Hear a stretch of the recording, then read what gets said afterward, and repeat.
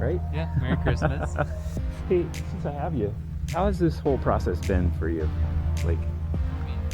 Like the whole helping me get this thing flying, just that whole process. Oh, it's been a blast. Are you kidding?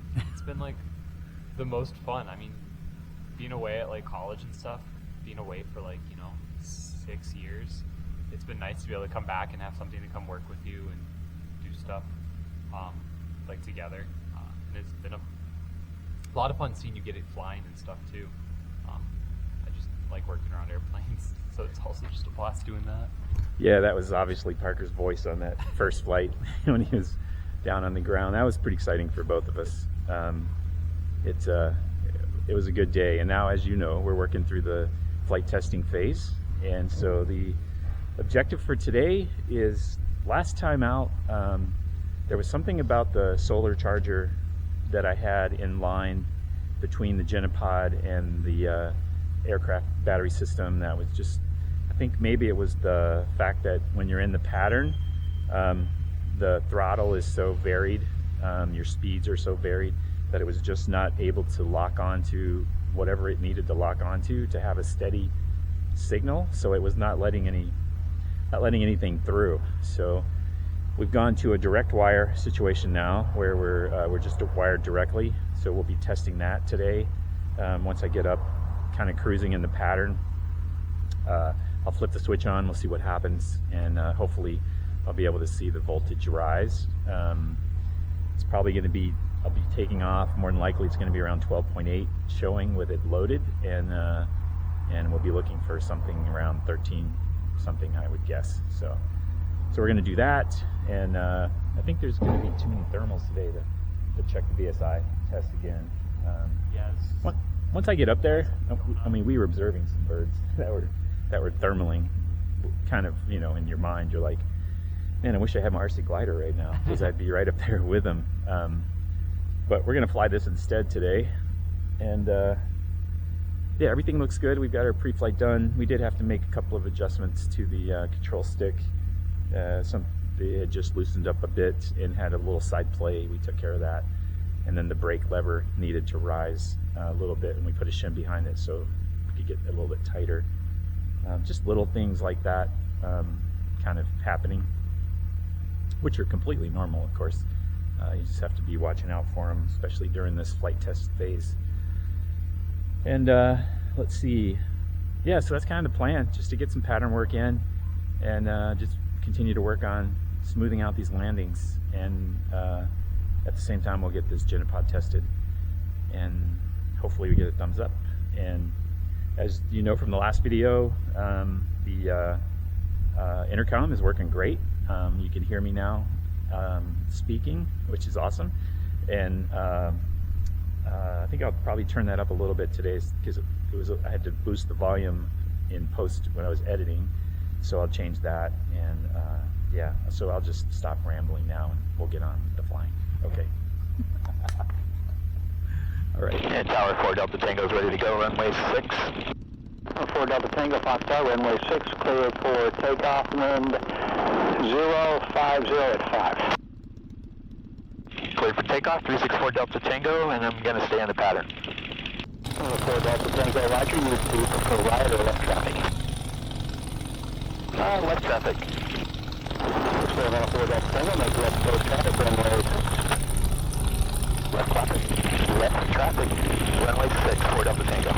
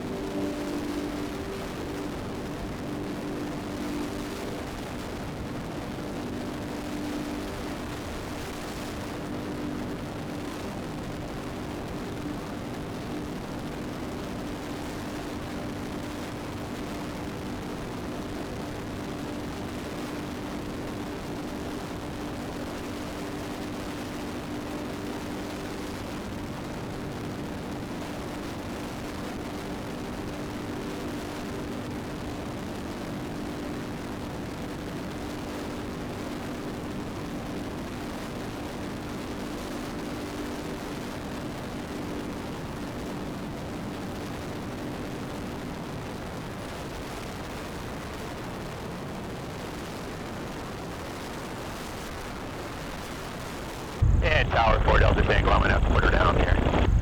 The 4 Delta Tango, roger, runway 6, clear to land. Cleared to land, 4 Delta Tango.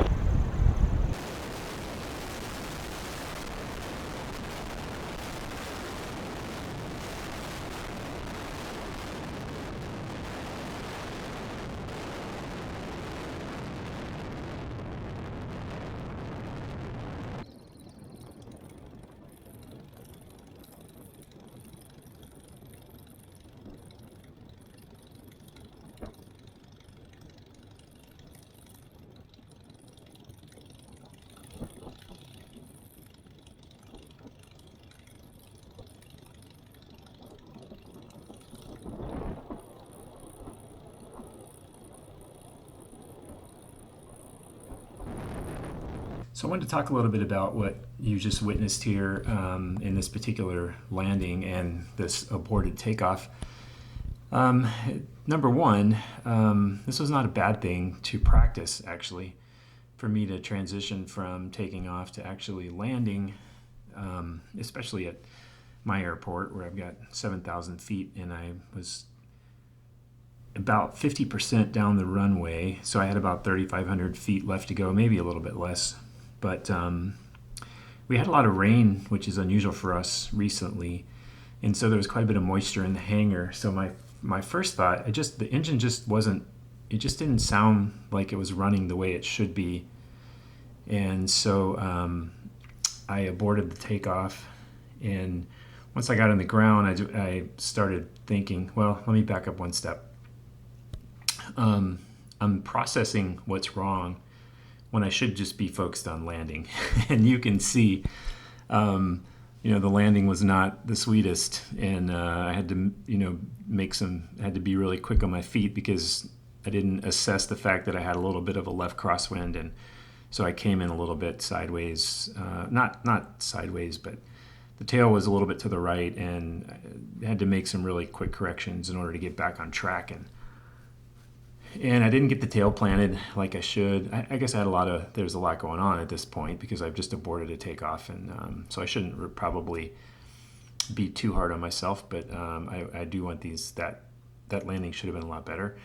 I can certainly admit that, but this is all part of flight testing, and that's what I wanted to really say here, is that you have to be ready for everything. And in thinking about this one particular landing after the fact, I should have just transitioned from, not thinking about what's the issue, and I should have just focused on making a good landing. So that's all I wanted to point out here. But then I taxi back to the hangar. We check for water in the fuel bowl, and we just make sure that everything is good.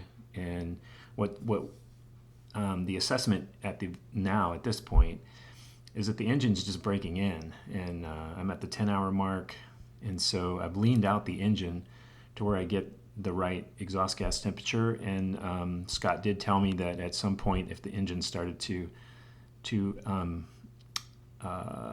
when I go down to low throttle, if there's hesitation and stuff, then I should richen up the low speed needle. So we believe that's what's happening here, is that the engine's breaking in, and I've got it leaned out to the right place, and now I need to make an adjustment on that low speed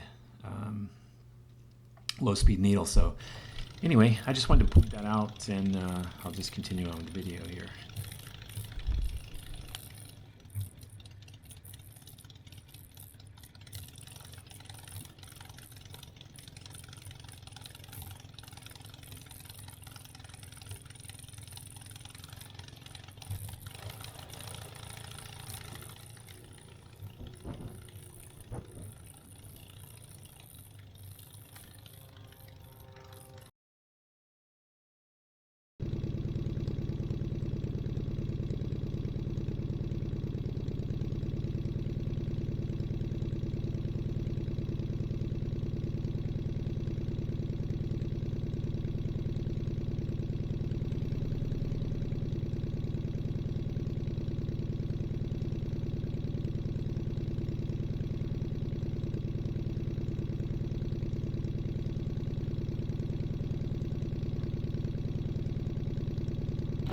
Tower 364 Delta Tango is ready to go, runway 6. 364 Delta Tango, Fox Tower. Hold short, runway 6, landing traffic, say departure request. Holding short of landing traffic, and 4 Delta Tango would like to stay in the pattern. November 4 Delta Tango, right. November 4 Delta Tango, the Blanca on the go is also in the pattern. Make left close traffic, runway 6 cleared for takeoff. Left close traffic, cleared for takeoff, runway 6, 364 Delta Tango.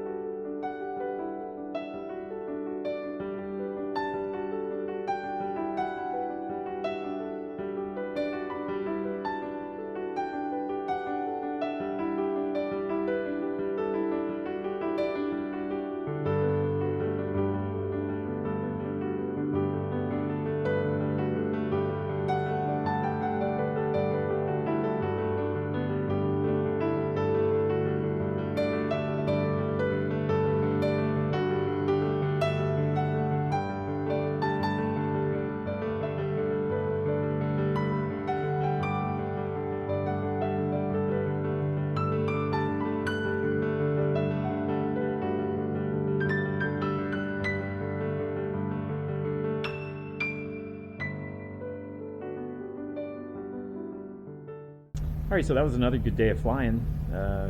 Everything didn't go exactly as I thought it would. It was interesting. It's fun to get up and get the engine up to temperature after the rain, and my hangar gets, when it rains, which is not that frequently, I do get some water in the back there, and there was a bunch of water up here, so there was quite a bit of condensation this morning when I got here. And everything's good now though. It's drying out, and tomorrow's Christmas. Hope you guys have a great day, and thanks so much for hanging out with us and watching the videos, and for your support and your comments, and I hope you and all of your families have a very Merry Christmas. All right, catch you later.